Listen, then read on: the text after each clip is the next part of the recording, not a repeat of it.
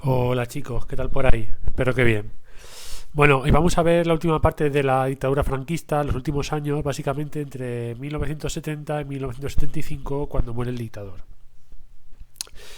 Nosotros nos quedamos con la pugna que hay en el seno del franquismo entre los inmovilistas liderados por Carrero Blanco y los tecnócratas del Opus Dei, que se van a pasar a llamar el búnker, por aquello de no moverse, contra los aperturistas liderados por Manuel Fraga, que buscan una transición hacia la democracia. Bueno, pues ya vimos como en el caso Matesa, Franco no se moja y termina por hacer dimitir a un montón de ministros, tanto de un bando como del otro bando, pero finalmente nombra como presidente del gobierno a Carrero Blanco, que era el líder de los inmovilistas. Carrero Blanco estuvo muy poco tiempo dirigiendo el gobierno porque sabéis que lo asesinó ETA, ahora lo veremos. Pero bueno, este triunfo de los inmovilistas hace que los últimos años del franquismo sean muy convulsos, porque ya es un régimen bastante anacrónico, bastante que no estaba, digamos, acorde con los tiempos que estaba viviendo Europa, y encima los últimos años serán unos años duros del franquismo, unos años, digamos, muy hostiles. Lo vamos a ver, por ejemplo, con el juicio de Burgos, donde se juzgan, lo vimos otro día, a una serie de etarras, y la Iglesia vasca pide clemencia para esos etarras, separándose un poco bastante del franquismo. También por el proceso 1001 que tenéis ahí, donde se juzga a una serie de miembros de comisiones obreras acusados de asociación ilícita, porque obviamente comisiones obreras era un sindicato ilegal en aquel momento. Al final les cayeron, pues eso, 162 años de cárcel por pertenecer a una organización ilegal. Y en ese contexto, ETA, el 20 de diciembre del 73, asesina a Carrero Blanco. Además fue una muerte muy violenta porque le puso una bomba enorme y el coche blindado de Carrero Blanco saltó por los aires, superó un edificio de 5 pisos y cayó en el ojo patio, ¿no? Esto fue muy grave. De hecho, Franco ya no se recuperó de esa pérdida, era íntimo amigo y llevaba muchísimos años junto a él, y lo había delegado por primera vez, había separado la jefatura del Estado y el gobierno y en otra persona, y dándole el gobierno de Carrero Blanco, y Franco no reacciona. De hecho, era el máximo exponente de la supervivencia del régimen. El Torcuato Fernández Miranda, que era el vicepresidente, asume rápidamente el poder, evitando que el ejército salga a la calle, porque Franco se muestra totalmente inoperante. Se llevó a cabo el funeral, y el funeral lo llevó a cabo el cardenal Tarancón, que era arzobispo de Toledo, primado de España, y además estaba en contra de Franco, y eran famosas los problemas que tenía Franco con él, porque al final el cardenal Tarancón lo que era un exponente del Concilio Vaticano II que mostraba un aperturismo. Entonces se ve aquí ya el divorcio entre la Iglesia Católica y el franquismo.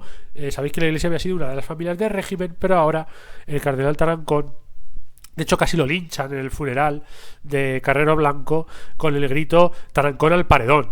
Al final tuvo que salir por la puerta de atrás de aquella manera y demás. Franco nombra después a Carlos Arias Navarro. Carlos Arias Navarro será el último presidente del gobierno del franquismo cuando se separa la jefatura del Estado del presidente del gobierno a partir de 1973. ¿Qué cosas podemos ver también ahora? Estos ramalazos, por ejemplo, que se ven a última hora, ¿no? Como fue, por ejemplo, la ejecución de Salvador Puig-Antich. Salvador Puig-Antich era un chaval que pertenecía a una banda anarquista llamado el MIL, Movimiento Ibérico de Liberación, que pues lo que hacía era básicamente luchar contra el capitalismo atracando bancos. Atracaron varios bancos y al final le sigue la pista a la policía y los apresa.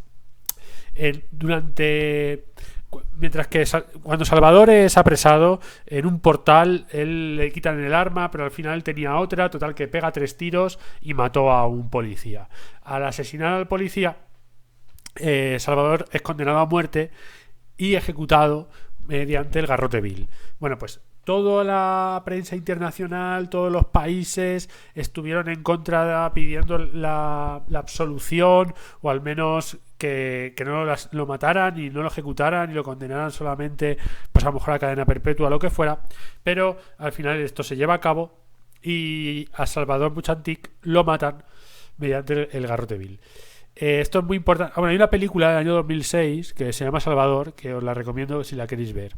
Bueno, pues en este momento vemos cómo las potencias internacionales abandonan al régimen de Franco, que se vuelve más intransigente recordando los tiempos de la guerra civil, y al mismo tiempo a Franco le coge una coyuntura horrorosa, que fue la crisis del petróleo de 1973, que llega a España más o menos en 1974, motivada por una lucha, bueno, un conflicto bélico que se llama la Guerra de Yom Kippur, que no tenía nada que ver España, pero que los países de la OPEP se ponen en contra de los países europeos occidentales y cierran el grifo del petróleo, con lo cual el precio del petróleo sube muchísimo y España no tiene petróleo, tiene que importarlo. ¿Qué pasa? Que eso ocasionó una crisis económica brutal.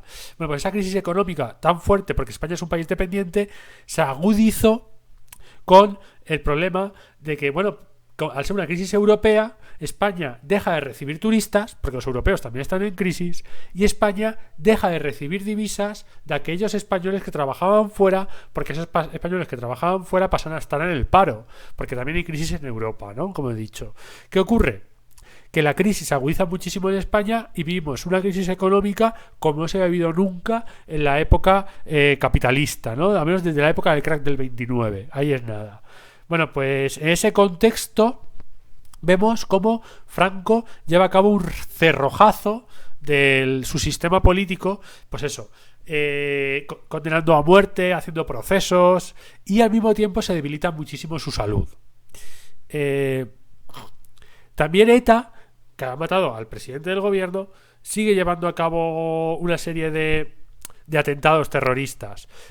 Importante que Carlos Arias Navarro, cuando empieza a gobernar, lleva a cabo un manifiesto que se llamó El espíritu del 12 de febrero, porque ese día hizo él un discurso en el Parlamento, y en ese discurso se hablaba de liberalizar, de al menos crear asociaciones que fueran precedentes de partidos políticos, vamos, la libertad de partidos, que podía llegar con ese espíritu aperturista. Entonces, pero esa esperanza de aperturismo desaparece, se quedó en papel mojado cuando ETA pone una bomba en el Café Rolando de Madrid, que estaba justo al lado de la Puerta del Sol. Ahí pone Cafetería California, pero era el Café Rolando. Bueno, a lo que voy. ¿Y por qué es importante eso? Porque justo en la Puerta del Sol, vamos, donde se da ahora las campanadas de Nochevieja, era la Dirección General de Seguridad. Y entonces ahí había muchísimos policías. Y los policías solían tomar café en el Café Rolando, ¿vale? Bueno, pues debido a eso, que por cierto, precisamente ha muerto hace pocos días el famoso Billy el Niño, que era director de allí de la Dirección General de Seguridad y fue un famoso torturador, ¿vale? De la época franquista. Pero bueno, de hecho el búnker asciende allí, se destituyen a Pío Cabanillas, que era un ministro aperturista, pero no solamente eso, sino que en solidaridad por eso otro ministro aperturista, Antonio Barrera, presentó la dimisión, y eso no había pasado nunca en la época franquista, ¿vale? Por lo demás, en este momento Franco está muy débil, entra y sale del hospital continuamente, sufre 2 infartos, de hecho después de los infartos traspasa los poderes a Juan Carlos, ¿vale? Y el 3 de noviembre de hecho el propio Franco es operado a vida o muerte, ¿vale? Ese es el momento ya de deterioro físico del dictador, que sabéis que además venía siendo aquejado de Parkinson desde hacía ya bastante tiempo, ¿no? Vemos el ocaso vital de una persona que además estaba anclada en la época, pues digamos, de la guerra civil. Con todo y con eso, Franco morirá matando, igual que empezó su dictadura matando en la guerra civil, terminará matando.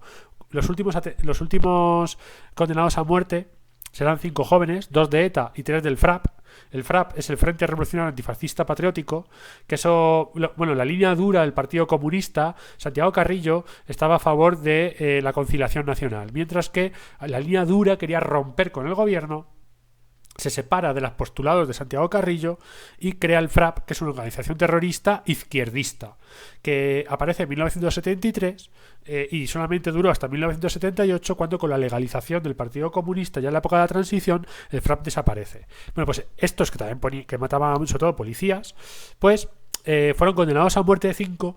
Se volvió a pedir a Franco que por favor conmutara las penas de muerte por cadena perpetua o los indultara o lo que fuera. Franco se negó en rotundo. Otro síntoma de cerrojazo del sistema. De hecho, hasta el Papa Pablo VI pidió clemencia. Otra vez se ve cómo la Iglesia católica ya va por un lado, el catolicismo social, mientras que el régimen de la dictadura sigue anclado en la época de la guerra civil, ¿no? Digamos. Entonces, los últimos ramalazos del franquismo serán muy duros en ese sentido, ¿no? También motivados por el terrorismo, que hace que las posturas más radicales ganen protagonismo, ¿no? Al final, en septiembre del 75 se ve la última comparecencia pública de Franco en la Plaza de Oriente, su lugar favorito, ¿verdad? Donde siempre se hacían los discursos de la victoria, todos los abriles desde 1939, y ese discurso Franco tiene una voz muy apagada, está muy malito, pero en el discurso volvió a hablar de la conspiración masónico-izquierdista contra España, lo cual decía o daba a entender que él vivía anclado en una época a la cual España hacía ya mucho tiempo que no pertenecía. También en ese momento está cayendo el régimen dictatorial de Portugal con la Revolución de los Claveles, y también ha caído la dictadura de los coroneles griegos, ¿no? Bueno, pues en ese momento, ya con el traspaso de poder en manos de Juan Carlos, el que luego será Juan Carlos I, se produce la Marcha Verde. La Marcha Verde es una marcha supuestamente pacífica, porque fue llevada a cabo por ciudadanos, pero auspiciados por los gobiernos de Marruecos y Mauritania, para que se ocupa la última colonia española, que es el Sáhara Occidental. Bueno, pues ahí Juan Carlos I en ese momento decide no hacer nada, sacar a los soldados españoles que estaban allí y por el acuerdo tripartito de Madrid, el Sáhara Occidental es repartido, siendo el norte para Marruecos y el sur para Mauritania, abandonando a la población saharaui a su suerte. Os recuerdo que los saharauis eran españoles que fueron abandonados por el Estado español cuando, aprovechando la coyuntura, fue invadida